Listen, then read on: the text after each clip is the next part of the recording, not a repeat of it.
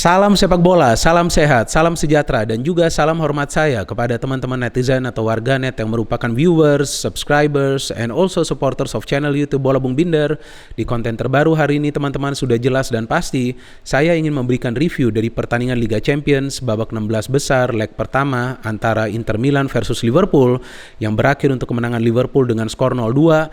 Kita tahu memang musim ini aturan gol tandang tidak berlaku ya teman-teman, tetapi dengan kemenangan 0-2 ini tentu akan memudahkan Liverpool untuk melangkah ke babak selanjutnya, dan juga didukung dengan fakta bahwa Inter Milan itu selalu kesulitan untuk meraih kemenangan lawan klub-klub besar di Eropa. Seperti di fase grup musim ini, Inter Milan kalah 2 kali lawan Real Madrid, padahal dari segi permainan Inter bermain bagus teman-teman.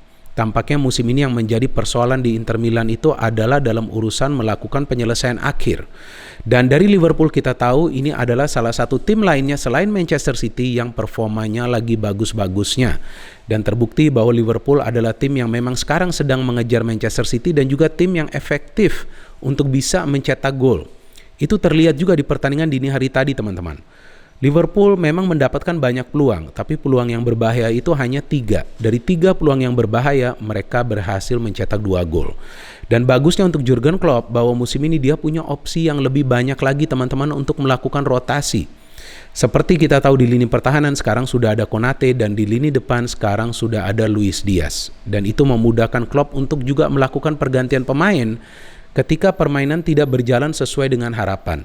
Nah, itu yang juga terjadi di pertandingan dini hari tadi ketika Luis Diaz masuk dan mengubah permainan dari Liverpool. Sedangkan Inter Milan sebetulnya bermain bagus di pertandingan ini, akan memberikan beberapa key passes. Tapi juga saya perhatikan para pemain Liverpool sepertinya sudah bisa membaca pola serangan dari Inter, karena Inter terus-menerus menyerang dari kedua sektor flank, mengandalkan Dumfries dan juga Perisic. Nah, ini yang menjadi kesulitan sendiri bagi para pemain Inter ketika pola permainan mereka sudah terbaca. Sedangkan dari Liverpool, selain juga mereka coba untuk memproses permainan dari lini tengah, 2 fullback mereka juga lebih cepat memberikan umpan. Karena 2 fullback ini juga perlu waspada, sebab ada 2 wingback dari Inter Milan yang biasa melakukan pergerakan cepat seperti Perisic dan juga Dumfries. Saya ingin dulu membahas lineup dari kedua tim ya teman-teman. Triple B selalu membahas lineup dari kedua tim.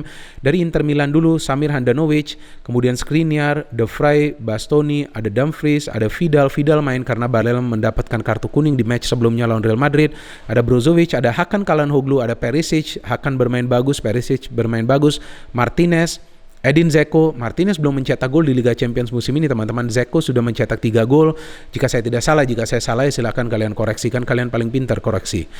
Terus kemudian ada Sadio Mane di Liverpool, ada Diogo Jota, ada Mohamed Salah, kemudian ada Thiago Alcantara, Fabinho, Harvey Elliott. Cukup baik Elliott, saya kira Naby Keita akan bermain dari awal, tapi ternyata Elliott yang bermain dulu. Ada Andrew Robertson, ada Virgil van Dijk, ada Ibrahima Konate, Trent Alexander-Arnold, dan juga Alisson.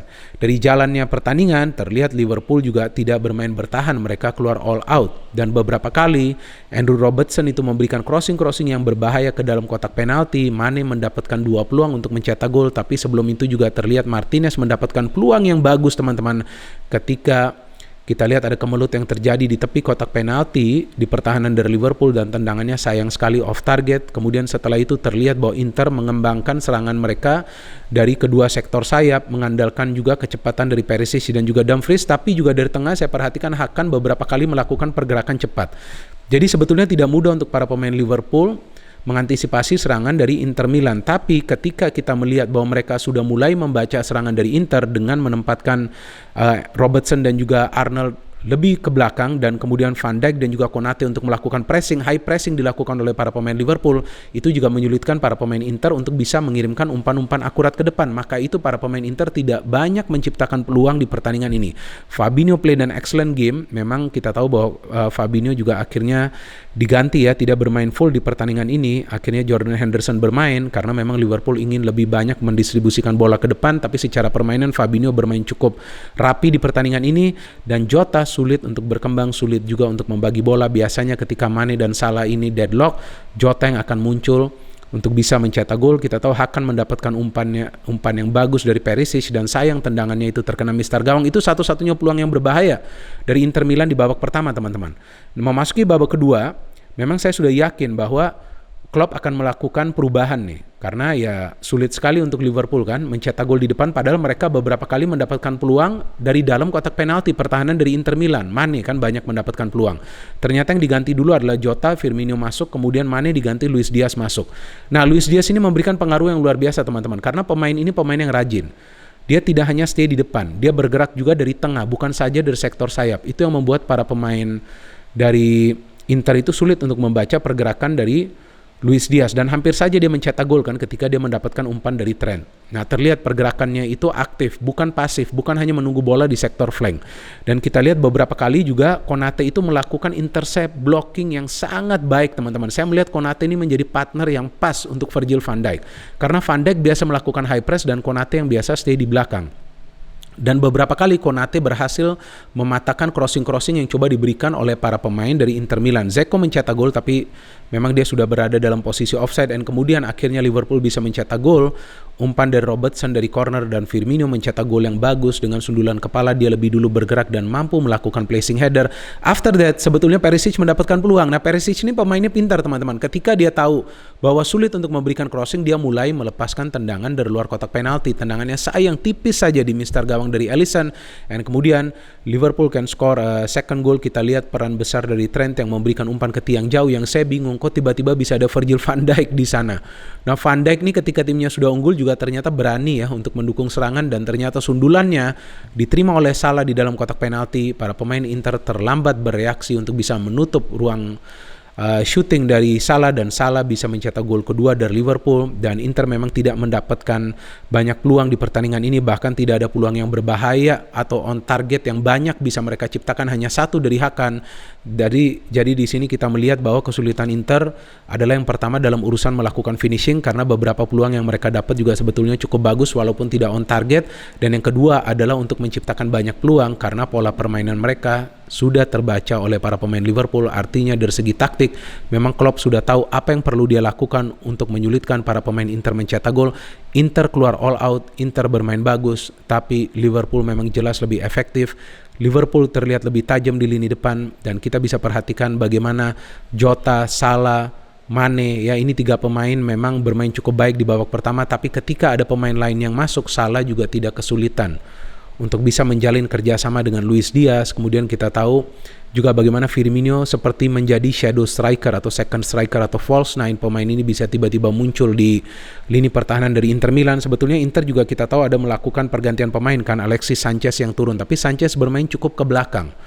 Itu memudahkan juga Van Dijk dan juga Konate untuk mengamankan lini pertahanan. Justru saya melihat Martinez ini yang mendapatkan cukup banyak peluang untuk mencetak gol ya teman-teman ya. Saya perhatikan dia mendapatkan 2 peluang, dan beberapa kali juga dia memberikan passing-passing yang akurat. Tapi sepertinya Martinez juga di Liga Champions sulit mencetak gol ya, tidak seperti yang diharapkan. Maka itu mungkin ya Inzaghi melakukan perubahan, memainkan Sanchez agar Sanchez bisa memberikan kesulitan untuk para pemain Liverpool di pertahanan. Tapi yang saya perhatikan secara keseluruhan bahwa Liverpool itu solid sekali di lini pertahanan teman-teman, dan tampak jelas bahwa mereka efektif di lini depan. Dan tampaknya taktik dari Klopp ini akan sulit dibaca oleh pelatih dari tim-tim lawan teman-teman, karena dia akan lebih mudah sekarang melakukan rotasi, apakah itu di starting lineup atau juga melakukan pergantian pemain, memainkan pemain-pemain lain dari bench. Dan ini berarti bahwa kedalaman skuad dari Liverpool musim ini jauh lebih baik daripada musim lalu, karena kita tahu musim lalu ketika satu persatu pemain Liverpool mulai bertumbangan karena cedera ataupun tidak sehat, maka sulit bagi Klopp untuk bisa menurunkan pemain-pemain yang bisa memberikan performa secara konsisten. Tapi kali ini terlihat permainan Liverpool sudah jauh lebih konsisten, dan tentunya mereka punya peluang besar untuk menjadi juara dari Liga Champions musim ini. Mohamed Salah tidak berhenti mencetak gol. Mereka ada opsi lainnya di Jota, Firmino, dan juga Luis Diaz. Lini depan itu sangat penting teman-teman. Lini depan itu perlu produktif agar bisa menjadi juara di Liga Champions, dan itu ditunjukkan oleh para pemain Liverpool. Inter memang sudah kalah, tapi saya pikir mereka akan keluar all out di Anfield, meskipun sulit untuk Inter, karena ya itu dia, bahwa Inter selalu saja kesulitan untuk menang lawan klub-klub besar seperti yang mereka kalah lawan Real Madrid, di fase grup musim ini, dan juga kita tahu musim lalu juga mereka kalah lawan Madrid kan di fase grup. Ya, kita tunggu saja nanti apa yang bisa dilakukan oleh Inzaghi dari segi taktik, karena taktik itu sangat penting. Dan di Anfield saya tidak yakin Liverpool akan bertahan meskipun sudah unggul dengan skor 0-2, dan tentu akan memudahkan Klopp juga untuk melakukan mungkin 1-2 rotasi di line up agar para pemainnya juga akan tetap bugar, karena kita tahu Liverpool juga masih punya kepentingan di Piala Liga Inggris. Mereka sudah main di final lawan Chelsea, dan juga mereka masih coba mengejar Manchester City di Liga Premier Inggris. Kalau bagi saya man of the match dari pertandingan dini hari tadi adalah Konate, teman-teman. What a player, pemain yang luar biasa, kembali membuktikan bahwa Klopp itu adalah pelatih yang sukses membeli pemain-pemain di Liverpool sehingga pemain-pemain itu bisa memberikan kontribusi instan. Padahal ini adalah musim pertama dari Konate, tapi terlihat partnershipnya dengan Virgil van Dijk sudah begitu bagus. No hate, only football. Salam sepak bola.